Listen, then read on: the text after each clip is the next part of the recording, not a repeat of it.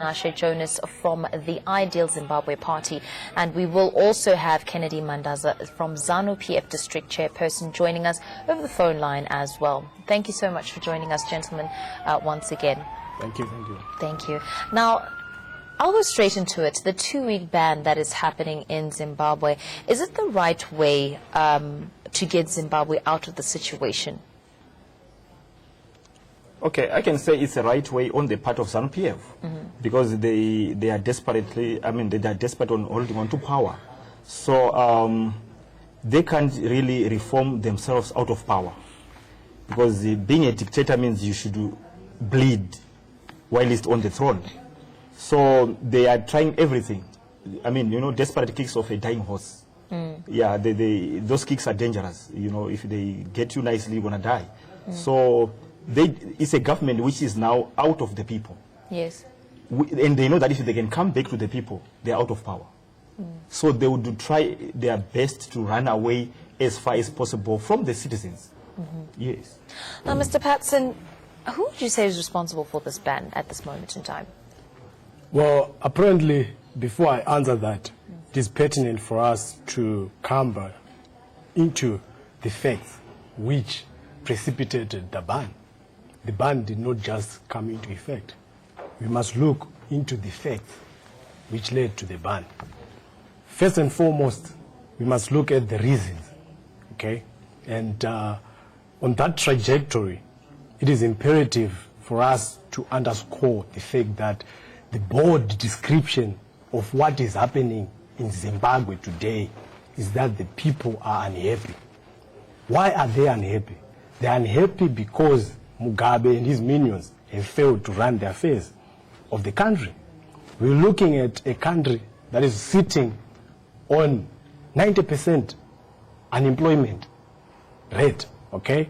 You're looking at a country whose population, more than 3 million, is in the diaspora. Why are they in the diaspora? It's because they are running away from Mugabe's leadership failure. You're looking at a country whereby 3 million Zimbabweans are in need of food aid. The reason why they are in need of food aid, every other thing being constant, is because of Mugabe's leadership failure, okay? You're looking at a country whose industrial capacity is operating at 15%. You're looking at a country whereby foreign direct investment is actually virtually not existing. There is no foreign direct investment because of draconian policies Mr. Mugabe or his pseudo-government has effected. You're looking at a country that is rampant with corruption. There is rampant corruption in Zimbabwe. For example, the president himself, he admitted that 15 million was lost. 15 million, billion, 15 billion worth of revenue from the diamonds was lost. And that's enough to sustain Zimbabwe for almost 4 years. No production taking place for almost 4 years because our annual budget is 4 billion. Okay? Now those are the reasons which precipitated the unrest in Zimbabwe. And that unrest is what has led to the morbid reaction of the regime. And we have to state that clear from the onset. That has got to be the departure point so that we understand and put everything in the correct perspective and context. Now, we also have Mr. Kennedy Mandaza, who's joining us on the phone line. Mr. Kennedy, if you're there, I'll also direct the same question to you. It's quite interesting thing that Mr. Patson brought up is that 15 billion has gone missing. What kind of explanation can the government give towards this missing, these missing funds? Good evening to your viewers. I think the question on the 15 billion is a question that can rightfully be answered by the government.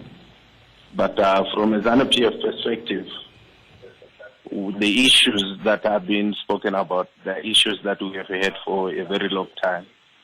And I think we have said on a number of occasions that what we need to focus on now is to make sure that we find means of ways as Zimbabweans to address the problems that we have in the country.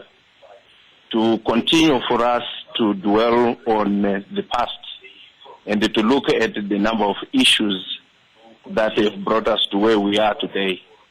I think we seem to be losing sight of the fact that what we need at the moment is to look at solutions that will retain our country back to the position where it was. And it is why, as ZANU-PF, we continue to engage among ourselves and other partners that are prepared to work with us to make sure that we find solutions to the problems that have bedeviled our country. These are issues that have to do with the economy that has gone down because of quite a number of reasons that have been brought forth. Some of them have decided on this station for a very long period. And I think it is now time for us to dwell on what it is that we need to do in order for us as a collective, as Zimbabwe. Now, Mr. Mandaza, you mentioned solutions. I'm going to take it back to the Any studio. other social issues that we have. I'm going to bring it back to the studio here. Mr. Mantashe, he mentioned solutions for Zimbabwe. Now, an interesting point that the Zimbabweans have brought forward is the electoral forms. What are the electoral forms, and or rather do we need, or how do we need them to change if they do need to change? Okay, thank you. The first thing is that the ZANU-PF government is thriving on dictatorship. So the moment they reform, they know that they're out of power. So you can't expect a dictatorship regime to reform electoral, rules and stuff and the ground to make it even, because they don't have a constituency, they don't have support. Then secondly, I can just mention things like Zimbabwe is a security state, which I'm trying to talk about police, the army, and the CIOs. The intelligence in Zimbabwe, they are run in the office of Mugabe. So in other words, that means the government is involved in paying them and funding them, but they belong to Robert Mugabe. The police in Zimbabwe, actually anything which starts with Z, we know that is ZANU-PF. Zimbabwe Republic Police, they are owned by Mugabe.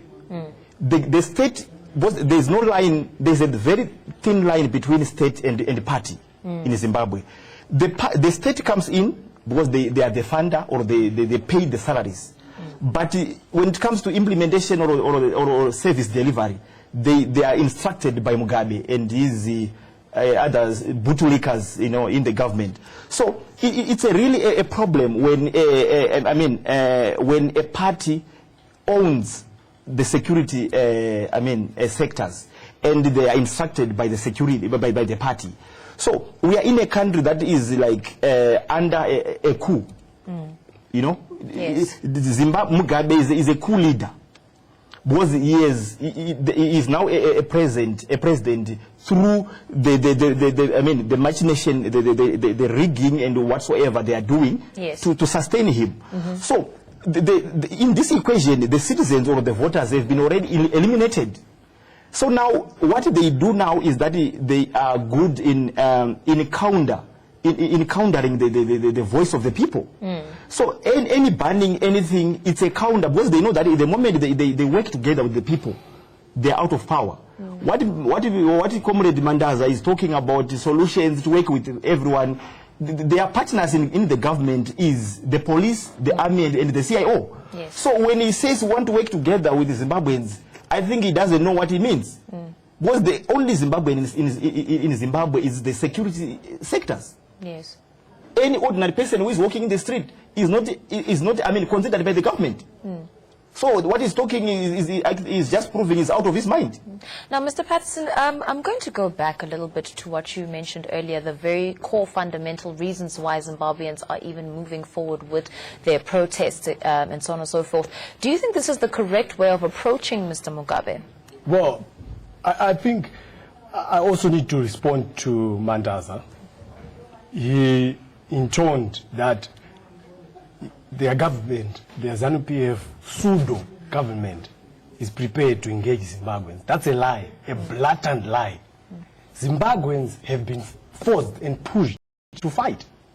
We didn't wake up here.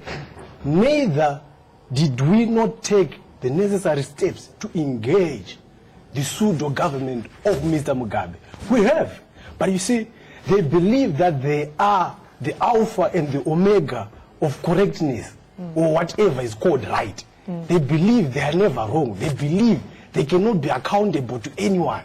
All right? That is the problem we have in Zimbabwe. And that is what has led Zimbabweans to this point where they are now forcefully demanding what is rightfully theirs. What is rightfully theirs has got to be given to them. They deserve it. Okay? They do not deserve Mugabe's misrule. That's clear. They do not deserve to be living in the diaspora. 3 million Zimbabweans are in the diaspora. They do not deserve to be in the diaspora. They must be home. We all want to be home. They all want to be home. I've been meeting Zimbabweans from all around the world. Yes. They all want to come back home. But what do they come back to? Mugabe has literally been running down Zimbabwe ever since 1980. I'm going to ask you to keep that idea there. Mr. Mandaza, your response to what was just said. Well, our response is very clear. We are in a position where we have said, and we continue to say it all time and again, as Zimbabweans, we should be crafting solutions for the problems that we have in the country. And we need to engage one another, and it is for that reason why we have continued to extend the hand to many people inside the country and those that are in the diaspora, to make sure that we put our heads together, to make sure that we solve the problems that we have in the country. The problems that are in Zimbabwe can only be addressed by Zimbabweans, and they need Zimbabwean solutions. And those that agree and understand the direction that we need to head as a country. And the other issue that we also need to take note of is that when we talk of electoral reforms and many other issues that have been referred to, we need to understand that the current constitution that we have in Zimbabwe is a constitution that was made by Zimbabweans, and among them, one of the parties that took part in the construction of that policy is the ZANU-PF. So there is no way that ZANU-PF can stall the process of electoral reform, because that is very clear. The time frame is there, the timelines are there, as agreed during the time of the construction of the constitution. So we will not renege on what we have agreed as Zimbabweans, in as far as the processes that have to be involved in order to reform any of the old laws that were in there. I'm going to have to end it there with you and bring it back to the studio. Just wrapping it up, what is your comment on the last few words there from Mr. Mandaza, Mr. Tinashe? Okay, Mr. Mandaza is saying the constitution was made by Zimbabweans. That is hogwash. In the fact that Zimbabweans are not represented by ZANU-PF alone and MDC. Those are the two parties which were major in the saying of the constitution. The constitution basically leaves Mugabe with the powers to appoint everyone. Attorney General, the Commissioner for Police. He has got powers to appoint every principal in the government who is important in the democratization of the country. So that is dictatorship. There's no constitution which makes the president so powerful to appoint everybody. Really quickly, how do you think it got to a point where Mr. Mugabe has that kind of power to almost run a dictatorship, as you say? Thank you. The opposition party, which is like MDCT, when they were engaging ZANU-PF in the government of national unity, they were just there as ceremonial leaders. Tsvangirai had won an election before, and he became a prime minister. I'm going to have to cut you in. There's no power at all. It's terrible for me to interject there. We have run out of time, unfortunately, and I'd like to thank you both for coming into studio, and Mr. Kennedy Mandaza also for joining us on the phone line. It is time for us to continue, and thank you so much for joining us on that topic of Zimbabwe and the banning of Zimbabwean protests, and also the other issues touching the Zimbabweans in the diaspora and also in Zimbabwe. Now, moving along, imagine a city without traffic in the modern society. For Egypt, this is a reality. Every Friday morning, Ahmed stops cars to allow some 3,000 joggers to cross a near-deserted road in the normally gridlocked metro. Streets usually snarled with exhaust spewing cars during the week turn almost silent on the weekend mornings, all owing to joggers and cyclists to revel in the absence of traffic. Just take a look.